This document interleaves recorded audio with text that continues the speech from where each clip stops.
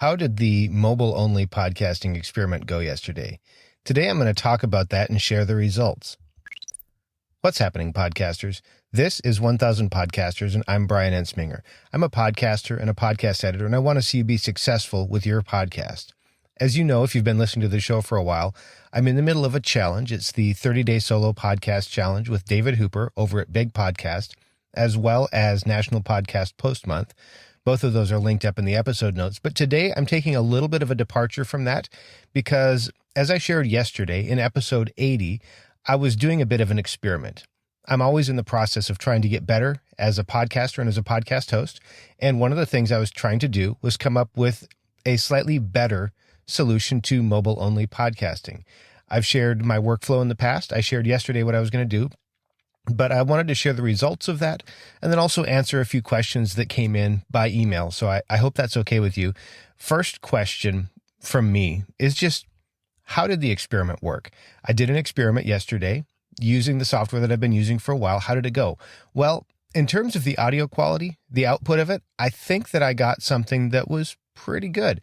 I was reasonably happy with it, but I don't feel like I've really gotten the actual publishing part of it down. In fact, I created some of my own issues in testing yesterday that made it a little bit harder. So I've got to keep working on that. But that's just part of being a podcaster and part of being, I don't want to call it a pioneer because I'm not really a pioneer, but part of just trying new things is sometimes things are going to work and sometimes things aren't going to work all that well. So it worked and yet it didn't. And so I've got some stuff to work on.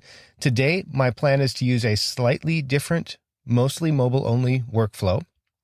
I'm recording into Backpack Studio, which is the software that I was using yesterday. But unless I need any content edits, I'm going to cut out Ferrite from the middle of my process and then just send it to Auphonic for the final processing and uploading and all of that kind of stuff.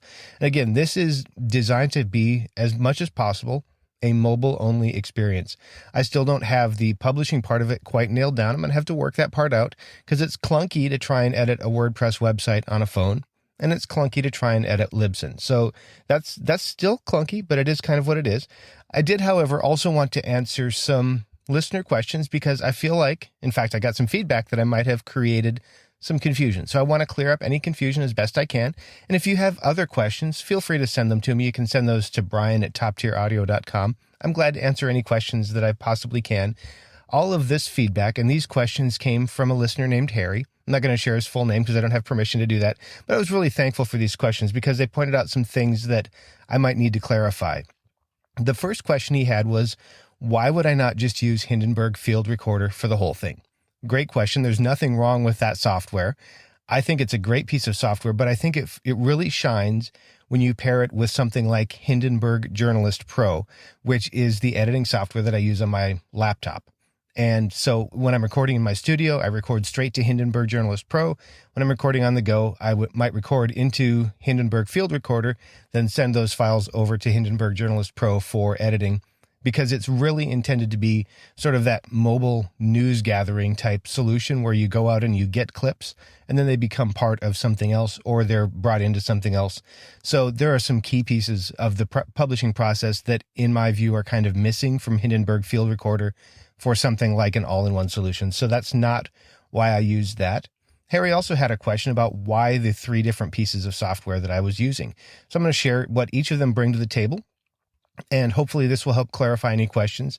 So Backpack Studio is what I'm recording into right now. There are a couple things I really like about it. One is that it's basically a live-to-drive or live-to-tape type recording. So I'm able to record and I'm able to do my sound cues from a soundboard right in the app. It takes everything and it mixes it all together. And as I discovered yesterday when I was tweaking around a little bit more, I can even apply a compression and equalization and all that stuff straight from this particular app. So it's pretty powerful, but it's really not great for editing. I can trim a little bit off the top or the front. I can trim a little bit off the end, but I can't really edit pieces in the middle. So that part, it's not really good at. That's why I have Ferrite in the middle. Ferrite was the second app that I was using, and it's better for editing. And also it gives me a little bit more control over equalization settings and compression settings if I want to do that. Today, I'm trying cutting that piece out. So assuming that I have a good take, and I don't have to go and edit some piece out of the middle where I stumble over myself, then we will have a non-ferrite solution that's just using the two apps. And then Auphonic, which was the third app, it's also a website that I used at the end.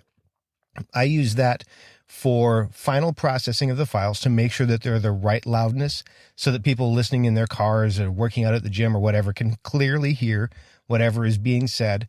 And then also I use that to attach the file information, the title and the description and the image and all of that kind of stuff. I use it to attach that, and then also to upload the file straight to Libsyn.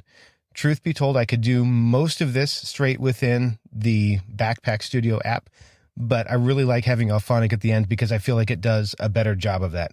So that's why all of those pieces. Harry had a couple other questions that I want to address. One of them was related to Hindenburg Journalist Pro, and it was, okay, if I'm using Journalist Pro, do I also need to use Auphonic at the end? And the answer is not unless you want to. The way Auphonic approaches things at the end is a tiny bit different than the way Hindenburg Journalist Pro does, but when I'm sitting at my computer at home publishing straight from Hindenburg, I don't use Auphonic for that. So if you don't want to, you don't have to. It's certainly possible to do that, but it's not a requirement. And then also, Harry had the question, okay, the apps and stuff that I've covered are great for people who are iOS users, but what about Android users? And the short answer is, I don't know yet. I only have one Android device in my house. It's actually like a 5-year-old Amazon Kindle, so it's not even a real good version of Android, but I don't have an app to test stuff on, and I'm not really in that world, but maybe you are. Maybe you know of a good solution, a good app, and some good tools to record Android only. I would love to hear from you because I'd love to be able to share that and to highlight you on the show, because in my mind, this is a portion of the podcasting creator market that's largely been kind of left unserved. I've heard that there are some difficulties with the way the hardware and the software work on the Android devices, and so it makes it hard for developers, but I can't confirm that, so I don't know that to be true. But I have to imagine that it's 2019 by now. There have to be some good solutions out there, so I'd be interested in hearing from you about what solutions might work for somebody that wants to go Android only for publishing their podcast. Send me a note, brian@toptieraudio.com. I'd love to hear from you, and I'd love to highlight this and begin to present it to people, because if it's out there, and there are, I think it's 60% of mobile phones globally are Android, smartphones and globally are Android. If that's the case, I'd like to make sure that podcasters who are on Android have access to that. So I would really appreciate that. I also want to say just a huge thank you to Harry for reaching out and sharing those questions with me. I hope that these have been valuable to you as a listener, and also to you personally, Harry. I hope that these have been valuable to you. If anybody has any more clarifying questions, please don't hesitate to reach out to me. I'd be glad to hear from you and to be able to answer whatever questions I had. What about you? How is your podcast going? Have you ever run an experiment that didn't work out? I shared a little bit about some of my challenges. I'd love to hear from you as well about those failed experiments, because sometimes we learn more from failures than we do from successes, because failures very often lead us to think more deeply about what might have gone wrong, whereas successes, we often just accept those and go on as though we understand. So I'd love to hear from you about those. They don't have to be bad failures. They can be a failed experiment like what I did yesterday. But hit me up. I'm brian@toptieraudio.com. I'd love to hear from you on that. If you'd like to connect with me personally, toptieraudio.com is the place for all of that. Links to social profiles, a way to subscribe to this show, YouTube videos that are tutorials and stuff like that, a way to set up a consultation or to talk to me about editing your show. All of that stuff is at toptieraudio.com.